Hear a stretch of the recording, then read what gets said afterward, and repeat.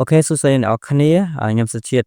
ថ្ងៃនេះខ្ញុំពិតជាសប្បាយរីករាយមែនទែនដែលបានមកថតវីដេអូមួយនេះដែលចែករំលែកអំពីសេវាកម្មដែលពួកយើងមានអញ្ចឹងចំពោះម្ចាស់អាជីវកម្មឬក៏បងដែលទើបតែចាប់ផ្ដើមឬក៏ចាប់ផ្ដើមហើយអត់ទាន់ដំណើរការល្អទៅលើវិស័យអនឡាញអាចធ្វើការតាក់ទងមកកាន់ក្រុមការងារសហយើងបានដោយសារតែបច្ចុប្បន្ននេះគឺយើងបានចាប់ដៃសហការគ្នាជាមួយនឹងខាងបងចក្ខុ Digital ដើម្បីបង្កើតទៅជា team up មួយនៅក្នុងការជួយជំរុញបងប្អូនដែលកំពុងតែធ្វើការឬក៏ប្រកបអាជីវកម្មទៅលើវិស័យអនឡាញក្នុងពេលបច្ចុប្បន្ននេះការប្រកួតប្រជែងទីផ្សារគឺខ្លាំងមែនទែនដូច្នេះមិនថាបច្ចេកទេសទៅលើការប៊ូអេតបច្ចេកទេសទៅលើការរៀបចំ page រៀបចំ content ដើម្បីឲ្យអាជីវកម្មមានដំណើរការល្អទេគឺសុទ្ធតែជារឿងចាំបាច់និងសំខាន់បំផុតដូច្នេះសារ Digital មានអីពិសេសជូនចំពោះម្ចាស់អាជីវកម្មតែកំពុងតែបន្តសេវាកម្មជាមួយយើងហើយនេះរីសាគឺខ្ញុំតែបងប្អូនមើលតែម្ដងគឺខ្ញុំកាន់សេវាកម្ម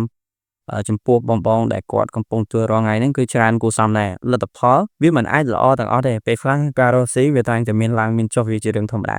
ប៉ុន្តែអ្វីដែល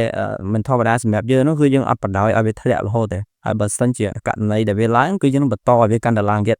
បើករណីណាមួយដែលវាកំពុងតែធ្លាក់ ad ឬក៏ ad នោះមិនទាន់ដំណើរការល្អគឺយើងនឹងត្រូវការបច្ចេកទេសបន្ថែមដើម្បីធ្វើម៉េចរុញ ad ឲ្យឡើងកាន់តែលោកណាស់ជាងមុនអរគុណអ្នកនរគ្នាចំពោះការទស្សនាវីដេអូមួយនេះសង្ឃឹមថាអ្នកនរគ្នានឹងទទួលបាននៅអ្វីដែលថ្មីបន្ទាប់ពីធ្វើការសហការជាមួយនឹងខាងក្រុមការងារក្នុង